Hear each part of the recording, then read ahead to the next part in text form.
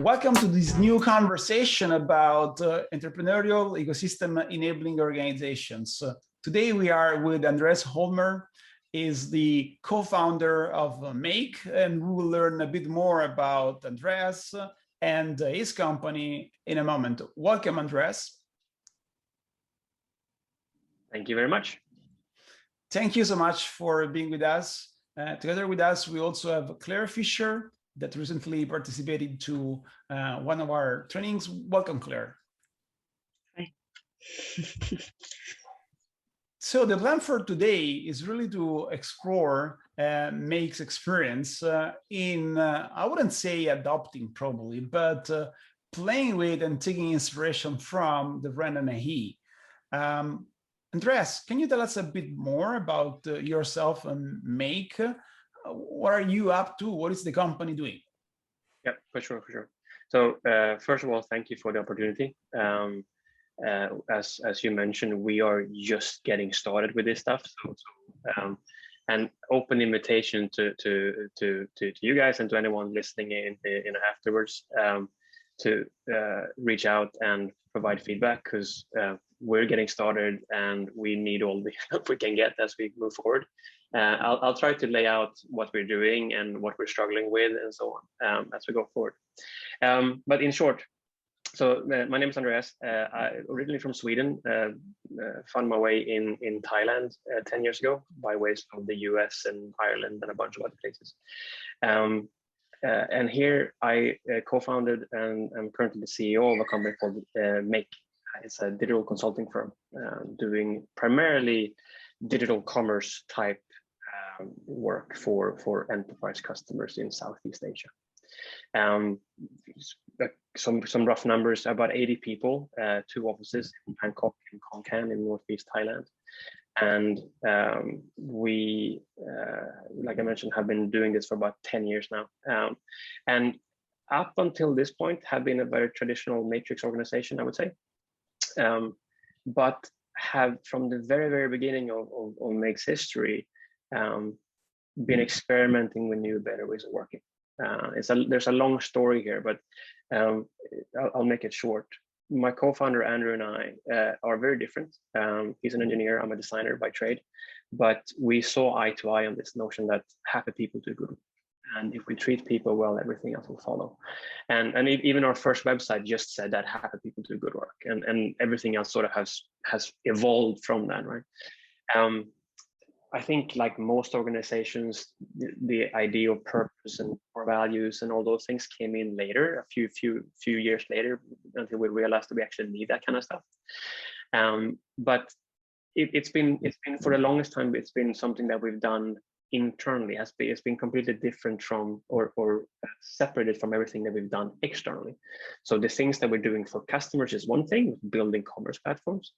And then what we do internally in terms of how we set up the organization and how we pay people, how we treat people, has been an internal thing only. But that has started to change, and you know, that brings us to Rendanheyi and all of those other things.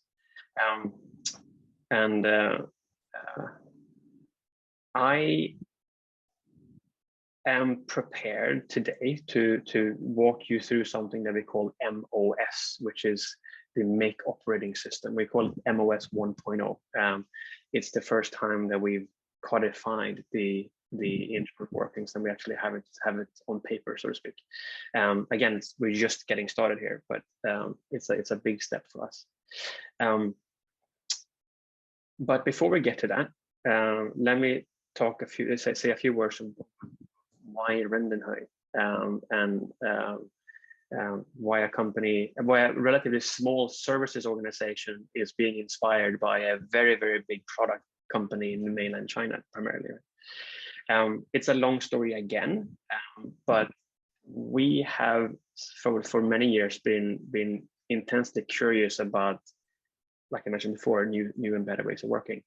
Look at holacracy, sociocracy, beta codex, beyond budgeting, you name it, we probably looked at it. And we've adopted things from those various approaches. But every time that we try to introduce a concept like that in Thailand, we've always been met with skepticism, saying, "Oh, you can't do that. That only works in the US. That only works in Europe. It only works for venture-funded tech companies. It would never work. X, Y, and Z, like all the reasons why it can't work. You can't give people freedom like that because they will just take advantage of you, or you can't just let them set their own salaries because this will happen and that will happen." And so while we have not been deterred per se, it's sort of, banging your head against the wall, saying, "Oh, again, we really have to go through this again." Theory X and theory Y is like it's not that long ago. It is long ago. But then higher miraculously sort of showed itself, and we realized that here's a very large manufacturing company in mainland China putting a lot of the big organizations to shame, and it just opened the possibility for us, saying, "Hey, actually, if they can do it, then surely we should be able to do it as well." And so, while nothing stopped us before, Hire and Rendanheyi showed that it was possible. And they did in a very interesting way, right? On the one hand, it's a very, very big organization, but they decided to tackle bureaucracy in a way that few other organizations have done. Usually you get the sense that they are trying to outsmart bureaucracy, whereas Hire basically said, "You know what? If you let the organization grow beyond a certain limit, bureaucracy will set in. So we'll just not let it grow beyond a certain limit." And so that you have micro enterprises with 10 to 15 people each, and that's how you get around it. Smart. Why didn't I think of that, right? And so for the past year and a half now, thanks with your help as well, it's been trying to learn how Rendanheyi can work and how it can be applied in our context, which I'm sure you know is easier said than done. Rendanheyi is a philosophy as opposed to an operating system, so there's a lot of flexibility in there, and you need to basically write your own playbook, which is what we've done, or what we're trying to do. Yes, I have one question. So you were talking about bureaucracy, but more specifically, what are the outcomes that you would like to achieve through Rendanheyi or by tweaking the Rendanheyi? What is that you will expect to get for yourself, for your company, your people? Fair question. So we have this thing called the Trinity that we have at MAQE, and it's basically the way that we define success. And it sounds more sophisticated than it is, I think. But essentially, saying that success for us is maximizing three things: personal fulfillment, customer satisfaction, and company profitability. And the idea there is we have to take a holistic approach to this. And we're not successful if we're just making profit. That's nice. I mean, I like to make profit, but I also want to be proud of the organization that I work for, right? And so personally, I want fulfillment, and I want fulfillment for the people I work with as well. And customer satisfaction is an important part of that, because if I'm fulfilled but the customer is not getting value, then we won't be profitable. So there's you need to balance these three things. You need to maximize all three things. And so Rendanheyi answered that predicament in two particular ways. On the one hand, everyone is an entrepreneur.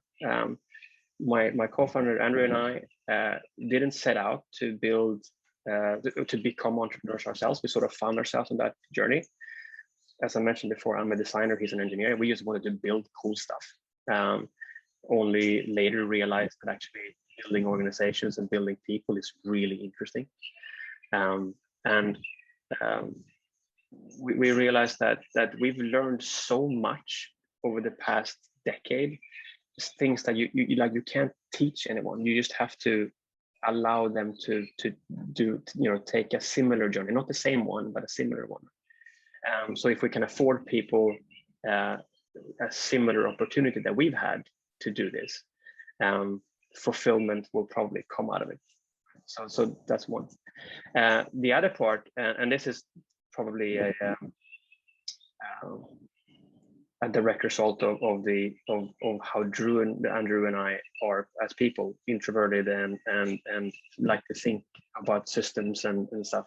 We tend to be very inward.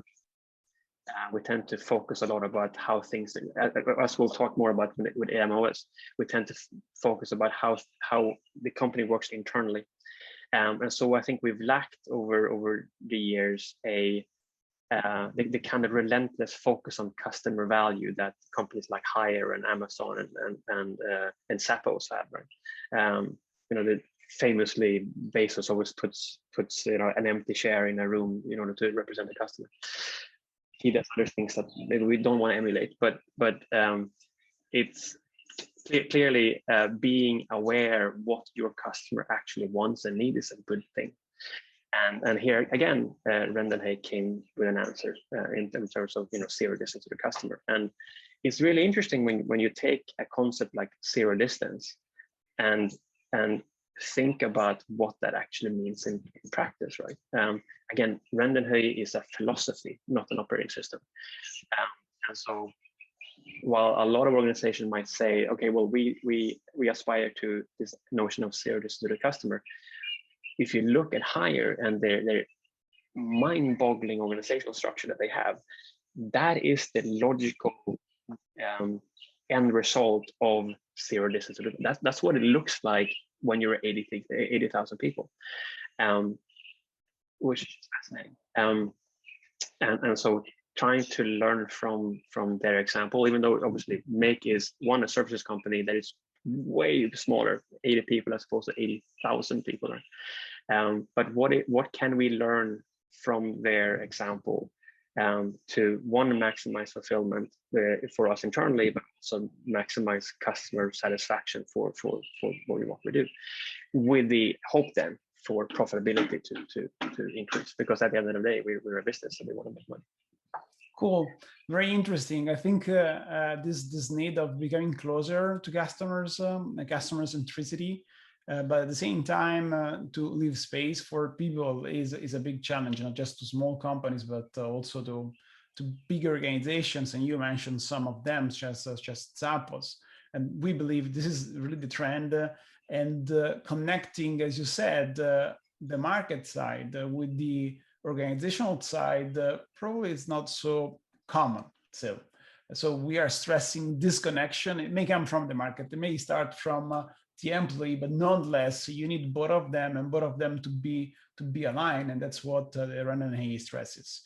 But I know that with the MOS, you started to play with the Rendanheyi and actually with other frameworks. What are you doing? What is emerging from this exploration? What are the pillars that you have already defined or that you are just experimenting with? Yeah, there's so many angles to this, right? It's hard to know where to begin, but I remember, let's say, they were very you guys and probably those people listening will have read a book by Aaron Dignan called Brave New Work, and in it he has this example of an old organizational structure from the 1800s at a railroad company, and it sort of brings it up and says, like, can you date this for me? And obviously you can't, because it looks like any other organizational chart that you see any day. And that seemed like a good starting point. We said, okay, well, if we have, imagine all the things that have happened in the last 100 years. 100 years ago, I think the Model T was around maybe, but that's basically it, right? The internet, commercial space travel, commercial air travel, television, all of those things have happened since then, and yet our organization is exactly the same. Isn't that strange, right? So what, if the traditional bureaucratic hierarchy is not up to par necessarily, Ashby's law and requisite variety and all those things, what's the alternative? And so going out and trying to find an alternative way to visualize how work is actually being done led us to this notion of actually, you know what, rather than having an organizational structure that is based on positions, having one that is based on roles is probably the best first step. And for those of you who are not familiar with that concept, in a traditional organization, if you look in the organizational chart, you will find your position, or you will find yourself in one particular place. Right? You are right there, and you report to that person. But that's basically what the organizational chart can tell you, right? It tells you who you report to. A role-based organizational structure is different in the sense that it doesn't include, it doesn't cover people. It only covers the roles that it's sort of filling, which means that one person can fulfill many different roles, which probably is actually exactly what goes on in 99.9% of all organizations already. If you sit down and you start listing out all the various things that you do, it's not going to be just, I'm a product manager. I'm a product manager, but I also coach two people. And I also make coffee every Sunday and whatever, and so looking at something like holacracy and sociocracy, and also Beta Codex that talks a lot about this different sides of an organizational structure, org physics, led us down the path of thinking that, okay, we need something new here, and so we started experimenting with I don't even know what to call it actually, bubble diagrams, circles in holacratic or sociocracy speak, and that seems to be a viable path forward. So that's what we're doing. We are reorganizing ourselves from a matrix structure to a role-based organizational structures with these circles, and then taking some learnings from Rendanheyi along the way with us. That's very interesting. How do you see the connection between the two? So on one side you have sociocracy and holacracy. They are very much about governance, how they would say, or dynamic governance. On the other side, Rendanheyi brings lots of focus on entrepreneurship, potentially profit, not so much attention maybe at the team level. How these two flavors or philosophies, as you said, come together, and what's the interplay that you see? Yeah. So if I didn't mention it already, let me say that again. That I really appreciate, when it comes to Rendanheyi, I really appreciate the focus on entrepreneurship and the P&L statement. I think that's good. I like that. But it's in terms of how they work together. I think actually, even you told me before, the boundaryless team, you use sociocracy and Rendanheyi together, right? And my thinking around this is that if you imagine a continuum where we place these things, so Rendanheyi will be on one end of the spectrum. And I've defined Rendanheyi as I characterized this as a philosophy before. And then let's put holacracy at the other end, because holacracy is very, very structured, and Rendanheyi is not.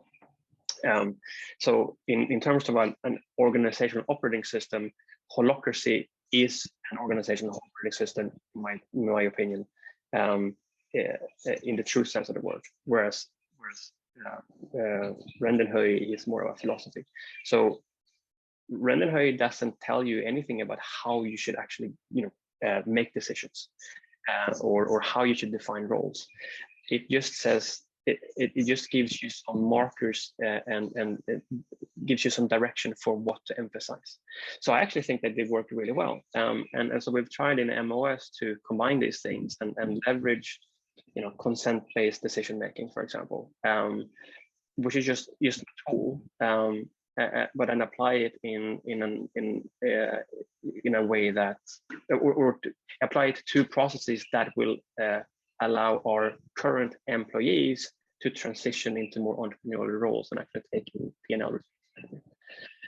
So it sounds a bit abstract, but I think they're absolutely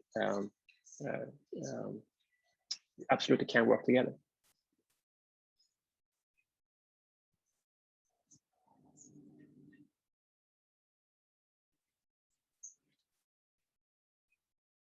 Sorry, I couldn't find the mic. No, sorry. They can work together, but I have a follow-up question.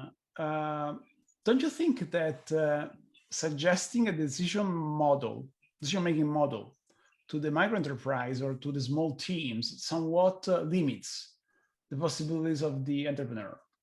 Again, I'm telling you, you have to be democratic, or you have to be inclusive or consensual, or to use IDM. There is the model that that holacracy uses. So in a sense, I'm telling you how to manage your business. How does it interplay with guaranteeing freedom? For sure. Fair point. I think we are. Let me draw a parallel here to agile. So MAQE has. When did we adopt agile? 2013, I think. Agile provides a baseline for how software development is. But at least for us, we treat it as a baseline. Every team is introduced to the core concepts. Every team is taught how it should be run by the book. We encourage people to apply and experiment with it, and then change it, right? Within MAQE, even though we say like, okay, well, in general, we have a Scrum primer, and our teams run according to that. At least for the more long-running teams, they will all have differences or new ways of working that they've adopted along the way that works for them, and that's fine. I think it's good to allow the teams to have that freedom and responsibility to adapt, but I also think it's good to have a joint starting point, so that we have a common language around these things. If no one understands what product demo is, that might be a problem.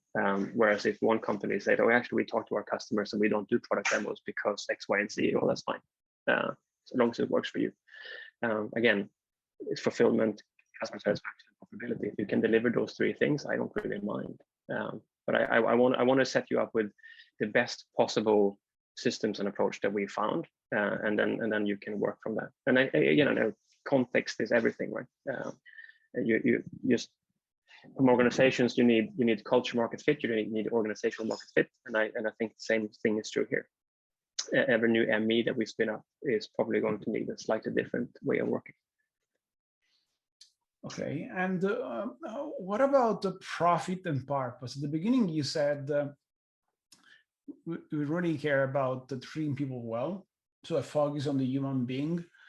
One of the strongest critics that I often hear about Rendanheyi is the heavy focus on profit, on using profit as a currency for understanding the exchanges between different micro enterprises or what is driving enterprise micro communities. How do they go together? Are you using profit as the metric, or using the profit and something else, or something else entirely? Well, so profit is one of the three. So every team, every unit that you will find inside of MAQE will have a triangulate of metrics. One being profitability. Some of the teams are at least so far entirely internal, which means that they don't have a P&L yet. We can get into this, and in terms of how do you transition over to borrow a term from Sappho's market-based dynamics. How do you transition over to that when you don't have something like that beforehand? That's something that we're struggling with right now. But we've given every team these three things to look at. One has to do with the health of the team, one has to do with the health of, or the happiness of their customer, and the third one is some sort of profitability or budgeting, balancing the budget kind of responsibility. I get it though. I mean, I happen to like the focus. Sorry, my daughter is going to be an opera singer. I like to focus on profit, only because myself has been able to use it as a measure of whether what I'm doing is actually working. The problem I think comes in is like if you make someone responsible for profit and then don't give them full autonomy, that's not right. But if you want to go on a journey and you have full autonomy, then profit could be one of these three metrics that will show you whether you're going the right way. And I don't know if you want to show something in terms of slides, but in your documents, I've seen a couple of interesting concepts. The first one is that you have multiple platforms. So what you call platforms, but at the same time, I also seen that you created different kinds of teams. So they look like sort of templates for what you can do in a team. And again, this is something that is missing in the Rendanheyi. So it's something that you are building on top. Can you tell us a bit more about the details of what you are playing with and what you are adding to the Rendanheyi as a model? Sure. Should I maybe Please go ahead. A picture says more than 1,000 words, as I said. Sure. We can maybe share this with people afterwards too. Because there's no secrets. Make sure I have that. So you're absolutely right. There are platforms in here, and there's some other words that, if you're familiar with agile, you'll probably recognize.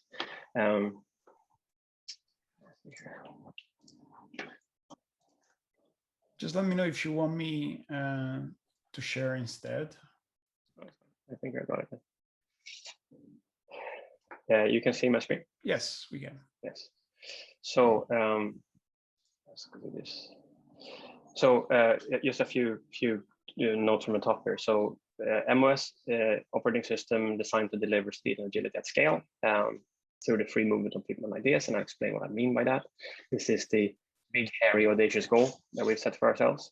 But from a more concrete point of view, now that we're starting out, then we're introducing a role-based organizational structure with nested circles that explains who is doing what and when.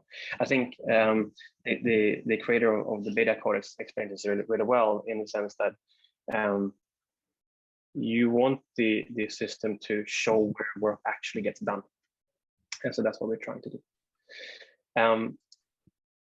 What we've started with is three levels of concentric circles. Level one, we rather than just call it the parent circle that you do in sociocracy or holacracy, we just call it platform, or we call it platform because we have particular ideas for how it should work. What they are: people, delivery, learning, service, mission, and commerce. These are all idiosyncrasies of the organization that we already have. And I can try to explain that. It would probably take me 3 hours. So for now, let me just say that each of these platforms have a particular and unique purpose to fulfill. So for example, the people platform, everything that goes on that platform will be focused on fulfillment and coaching and professional development of the people that work at MAQE. And the service platform is basically in Rendanheyi and higher, they call it the shared services. So all the business administration operation functions that we share across the company happens there. Delivery, obviously, that's where all our agile teams are working to deliver software. Mission, best thing I can explain there. So the missions are gets its name from mission-oriented organizational units, people that come together for a temporary amount of time to do a particular project. I remember Pepsi responsive ways of working that I introduced a few years ago. They termed it slam teams. It's a sort of nice term for that. Small, lean, autonomous, self-organized teams that come together to do a particular thing, and then they disband. So the idea here is that people will be able to move across these platforms based on these roles, and we avoid platforms, or sorry, we avoid silos by having people move around. So that's level one. Sorry, one question about this. So yeah. the purpose or the aim, as sociology will call it, is it defined through some kind of consensual decision making by the people in the circle, or is it created top down? So the platform, at least in this initial stage, this is, I guess, as top down as you can get. There is a mission group of people where I'm involved that is doing this currently, and so we're providing a starting point. But the hope is to put what's it? I'm missing the word here. To bring it up. To let this evolve over time with by letting it be freeless. But I think it's good to have a starting point, something that people can look at and react to. Because if you start from nothing, then it's very difficult to get anywhere. That's the plan at least. Thank you. The solid line circles here are shared service platforms. Those are internal platforms. They don't have P&L responsibility, but there is one what Hire calls industry platforms, where we will have a bunch of MEs. And I have another slide here just to show that in the future, as we continue to evolve, we will introduce additional industry platforms with MEs working in different industries or verticals. But actually, one key thing for MAQE right now is that we need to differentiate and position ourselves on the market. So we need to be known for something. And so we are a specialist when it comes to personalized commerce. So hence having one platform to begin with. But in the future, it could be more. Level 2 is the teams. So there is one type of team on each platform. And so this is what, Emanuele, this is what you mentioned before. So these things, squads, teams, service crews, mission crews, micro enterprises, and guilds, these are all idiosyncrasies from years past. It's just what we have called these different units at MAQE for years and years and years. A squad exists on the people platform. We call them people squads. And so those are groups of up to 8 people that coach and support each other in terms of professional development. Guilds are, let's see if maybe I actually have, there you go, or interest groups that come together to discuss and share knowledge and forward our thinking in certain areas. So there's an IoT guild, there's a design guild, there's a machine learning guild, there's a quality assurance guild, and so on. And again, people move freely around those things. So anyone can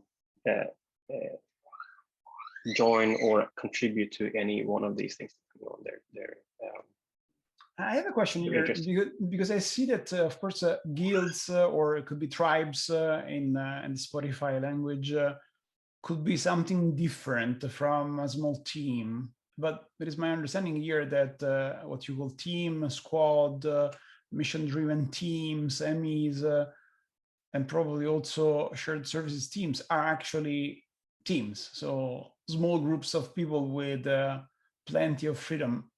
Is that the case? So is there any structural difference among them, or it's more, the result of your history? A little bit of both. You're right, they're all small teams, but they do differ in certain ways. So for example, and actually, one key thing is the kind of metrics that we're responsible for. So teams are usually working for an external client to deliver something on time and budget. A service crew is usually staffed by full-time people who work only, on that. So the finance team, for example, the finance crew, we call it a service crew. That's what they do, right? Mission crews are different because mission crews are temporary. So a service crew is long-term, a mission crew is temporary. A guild, it doesn't really exist as a separate entity. Just a bunch of people come together in a room every once per week, and then they disband again. So they're all different in that sense. And actually, you mentioned Spotify.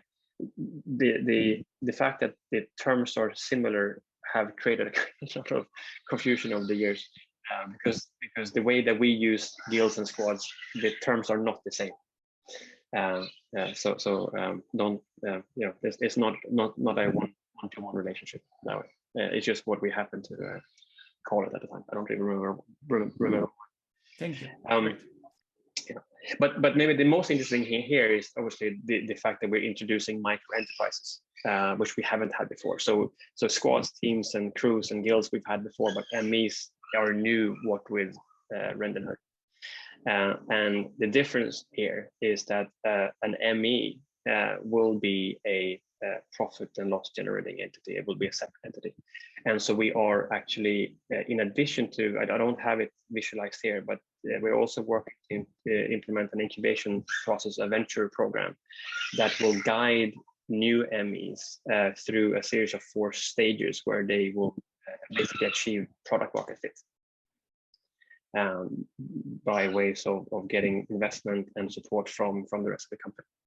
And so that way we hope to be able to transition as many people as that want to transition out of the traditional roles that they can actually take on ME and become entrepreneurs and run their own business.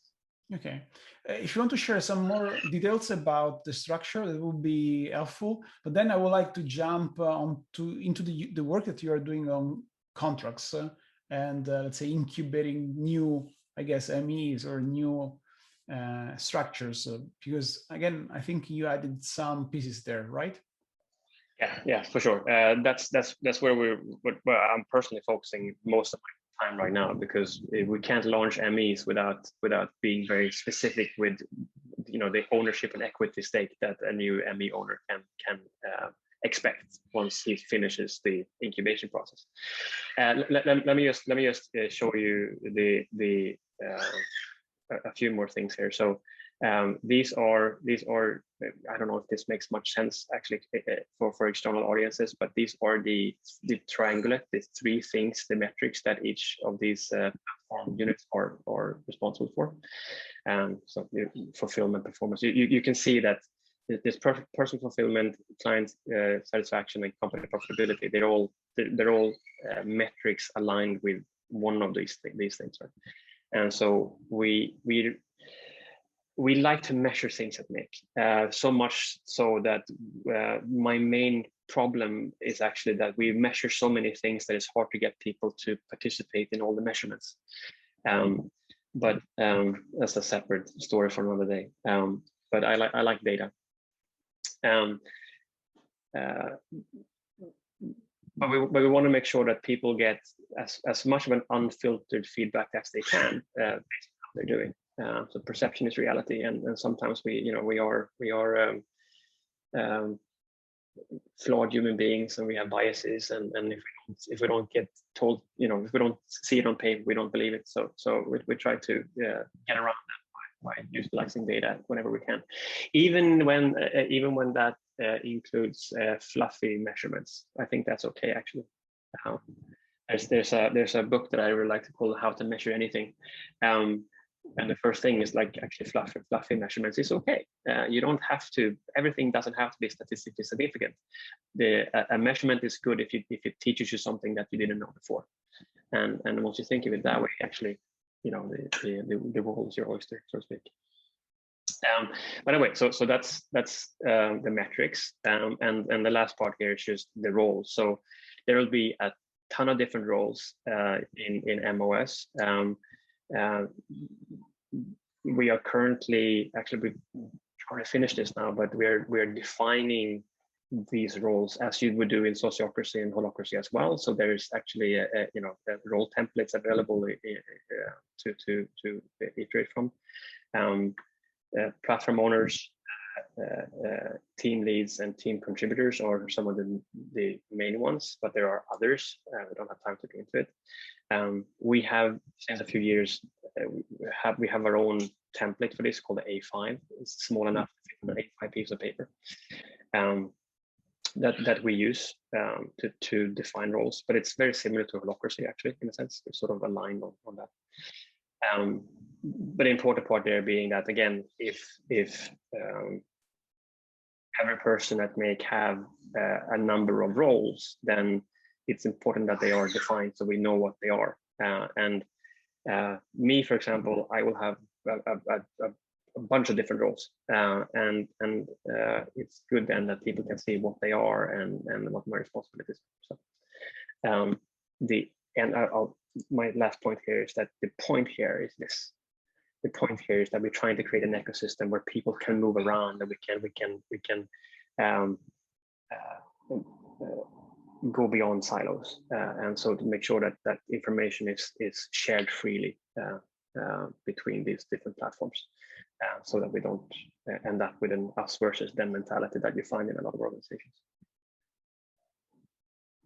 Cool. Thank you. Now, this is very interesting. It's a bit different from the Rendanheyi, of course. In the Rendanheyi, you often have one individual and one ME, and I must say that roles are not that defined as in sociocracy and holacracy. You really stressed it, and you stressed the fluidity of the system, the possibility of the individual to join different parts of the system nodes.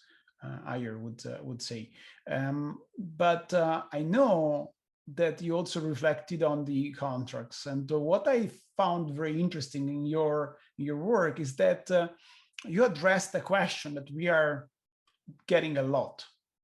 The question is, what's the amount of time or what's the amount of focus that an individual should put into this new structure, into this new organization design, if I'm starting from a traditional hierarchical space in which most of my time is, dictated by the hierarchy, not by my freedom or my entrepreneurship. It seems you thought about that and you developed a journey, a process for giving increasing freedom to individuals without sinking the ship. Is that right? Yeah. We had to. I was going to say, little bit of a byproduct of the fact that we are a service organization. We for better or worse live by the billable hour, and so we always. Don't get me started. I can talk about the billable hour for a long time, but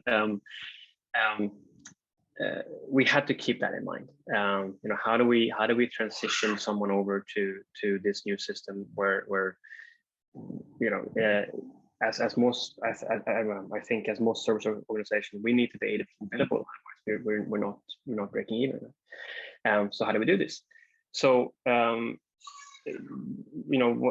once I started talking to the team about the fact that we are going to do this, we are going to provide the means for you to start your own businesses, then the first question it became very practical right away, and when people want to know, like, how is this going to work, how much time do I get, how much money do I get to spend, when can I start, on the one hand, it was actually very encouraging because already we have 3 or 4 people who are actively starting to do this, even though we've only a few months in, who's actively wanting to launch new business. On the other is stressful because now I really need to make this work right now, but it's good. It makes sure that things move forward. You're absolutely right. So we started thinking about contracts in 3 parts. We thought about employment contracts. We talked about the contracts of incorporation, and we talked about partnership contracts, and then all, with a specific reference for Rendanheyi. One thing that I actually like about the hires model is that, Emanuela, you said that they get some flack for the fact that it's so profit focused, and it's a bit rough around the edges maybe. However, being Swedish, the little socialist that I have inside of me really like the fact that the hire has this UBI, universal basic income, meaning that if you fail in your new startup, it's not like you're kicked out on the street. You actually fall back into the system for a period of time. They're not paying you a lot, but it's enough for you to get by, and then they encourage you to start again and again. If you presumably, if you make the same mistake over and over again, you're not going to have a chance to start again, but you do have multiple chances, and I like that, because God knows we all make mistakes, right? And so we want to think about that as well, and that's why the employment contract came in. And again, Hire doesn't have employees; they have entrepreneurs, but we need to transition from where we are to where we're going. But the contract of incorporation was where the rubber hit the road, so to speak, because the guys and gals who wants to start with ME. Sorry, do you want to share also that on the screen? Oh, yes. This, what I'm going to share next, is simply a list that I have in Notion. Let's see how I do that. Yes.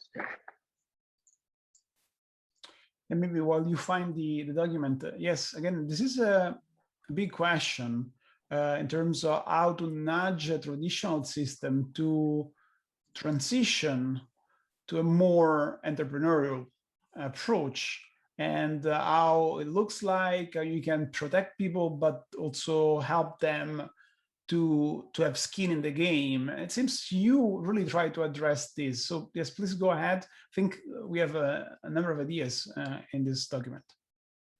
Yeah, and actually something that's not in the document, but actually I think it's a very important part of this, is this idea of it's who, not what. And what I mean by that is it's incredibly important not just to go where the opportunity is, but actually let someone passionate about the opportunity go after. Everyone complains about not having too much time. I think we have plenty of time. We lack headspace, but the end result is the same. If you're passionate, you have a much higher chance of getting there. And there might be opportunities that it's just not me. But I have people that I work with who want to do slightly different things, and so they should be able to go after that particular opportunity. So who, not what, is an important part of this.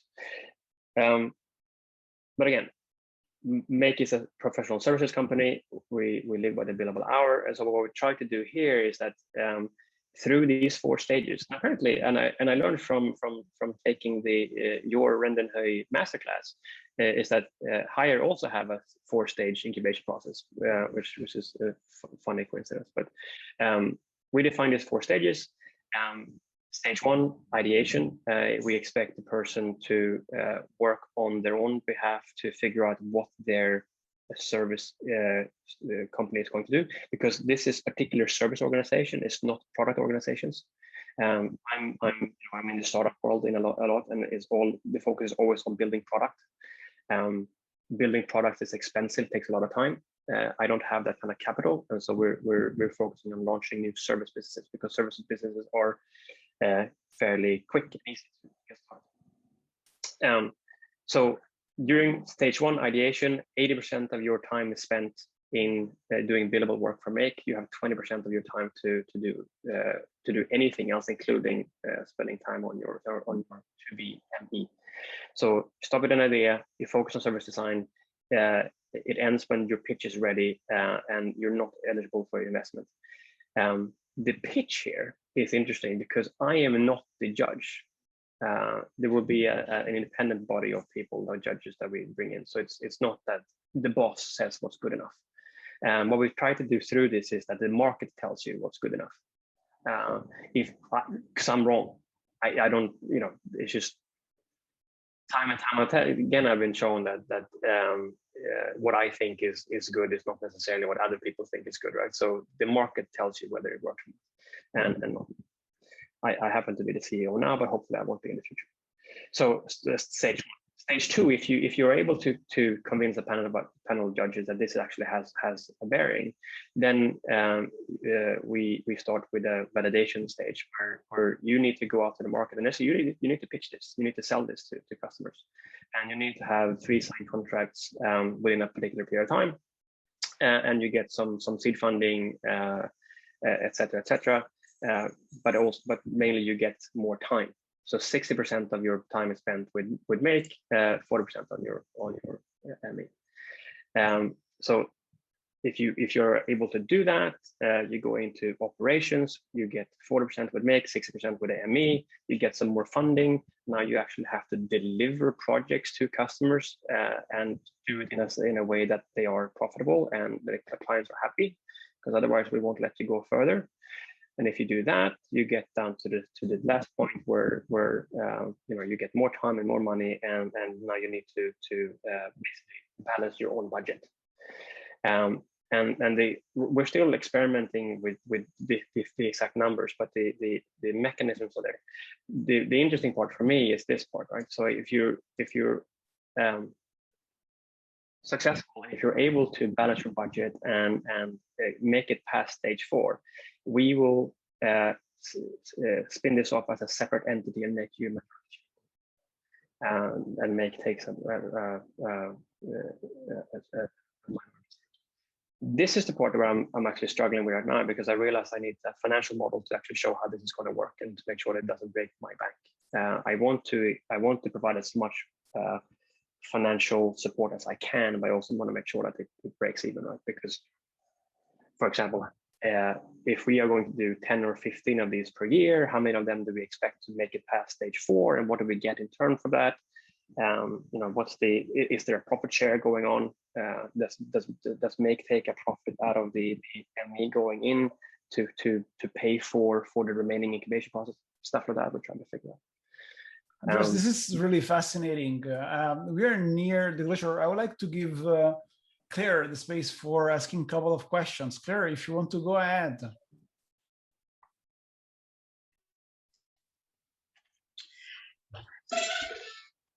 Andreas, hi. Yeah. This is a huge amount to take in terms of what you've been doing. So massive respect for the exploration you've been on over the last sort of year or so. I'm just curious to ask, what was the trigger from your perspective to actually begin this journey? That's a good question. I mean, we have particular objectives and goals that we want to achieve, and I guess the honest answer is that the COVID situation has had us re-examining where we are going and how we're going to get there, and realizing that I should be honest to say, like, for me, you can imagine me being a specialist in digital commerce. COVID has actually been good for business, which is, you know, I shouldn't say that out loud, but it's been okay for us. But you know, it makes the question of, or it raises the question of how, you know, how are we going to do what we set out to do. MAQE's mission, by the way, as I haven't mentioned yet, defined in 2016, was to literally change how it works, because we think that work is broken and needs to be fixed, and we think more people deserve the opportunity to find fulfillment through work. And you know, what can a small professional services firm in Bangkok, Thailand do about, you know, that's an audacious goal and all of those things. But we realized that if we want to borrow term, you know, make a dent in the universe and have an impact, we need to scale, we need to grow bigger, We need to remain fast, and we need to remain nimble. And everything we know about scale basically suggests that it doesn't, the scale, speed and agility doesn't go hand in hand with scale, right? And so if we want to, make a conscious effort to go after our very audacious goal and scale the company, how do we do that in a way that is conducive to where we want to go and how we want to get there? And I guess one thing led to another, right? I have to say too that there's a lot of these things that, I mean, we're cobbling things together, but we're building on, we're standing on shoulders of giants, as they say, right, with holacracy and sociocracy and all of these things, right? So there's a lot of work trying to piece things together and for things to work in our context, and then communicating this in an organization, stuff like that. But yeah, I guess that's the. So when I think about sort of Zappos, they're sort of the culture and their core values were basically the trigger for everything. So I suppose my interest lies in that, in the cultural side of it, and how you really embed those values in all the decisions that you're making. You said at the beginning that sort of the values bit came afterwards, or it was something that you thought about afterwards. How is that emerging in terms of being a sort of a stable metric, or a stable core, if you like, from which to move forward for employees? Well, actually, so interesting experiment. So having sat through this now for almost an hour, if I say that our core values are purpose, humility, growth, and freedom, hopefully what we've done and what we're doing will correspond quite well with those four things, right? Purpose, humility, growth, and freedom. And we use the values actually, and behaviors, virtues, as guiding stars. Related, something that we don't want to. We're never going to.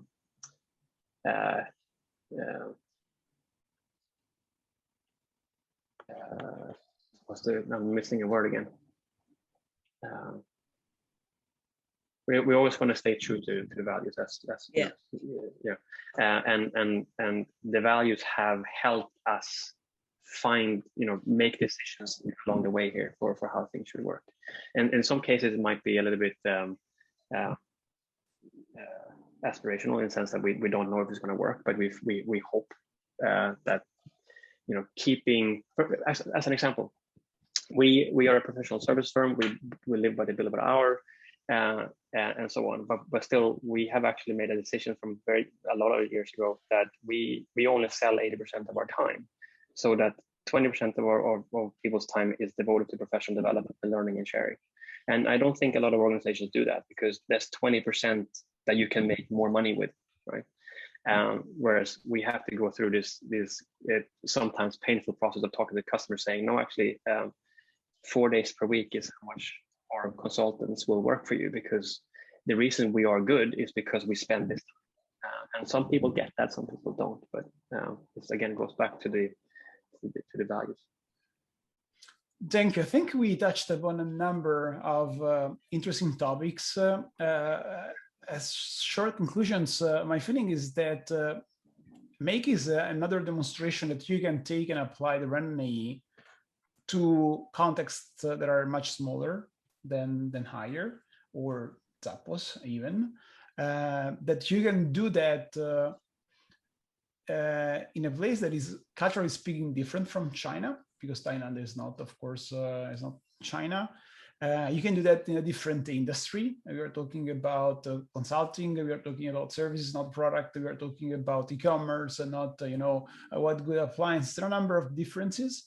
And the last, for me, the last point is that you can do that by integrating other frameworks, other ideas, whether that's sociocracy, holacracy, beyond budgeting, and also what I understood between the lines is a different, slightly different culture, right? That you are trying to bring, and Claire's questions were going in that direction.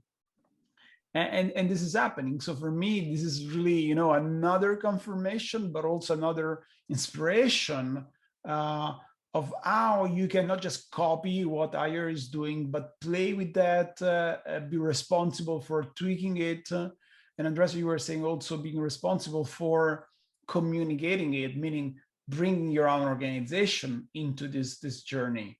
What are the next steps? So in conclusion, what is going to happen in the next few months, the next few years? What's your end goal for all of this? What kind of dent you would like to see in the universe because of this work? Yeah. So if you know, if I dream, next steps, very tangible things. We need to do a financial model for the acceleration program. We need to get the contracts done. We need to do all of these things, and we need to start shipping MEs. That's how we put it, right? There's a pent up demand within MAQE, and people want to do it. We just have to make sure that we have the facility to make it happen. So that's on one day. Long term, though, I very much want to show that something else is possible. The way that we're talking about these things is, you know, let's be frank and say most organizations they don't work they don't work like this, especially not in our neck of the woods. And if we can encourage some other companies to experiment and try to provide a better environment for people and fulfillment and all those things, I think that's a valid things to go after. Thank you so much. We are beyond top of the hour. Thanks, Andreas, for your ideas. Thanks, Claire, for being here, bringing your questions. I really hope that this will be the beginning of a conversation, because I suspect that much more will emerge in the coming months. So, Andreas, please keep sharing with us, with the community. And I'm also expecting other reactions. We'll share publicly this video. So if you want to reach out to Andreas, to me, to Claire, please do that. And there is so much to experiment with, to discover, and also to learn together. That was my conversation with Andreas before the beginning, and I really believe into that. We have to experiment together, we have to learn together, and we have to generate impact together. That's why we are having these conversations.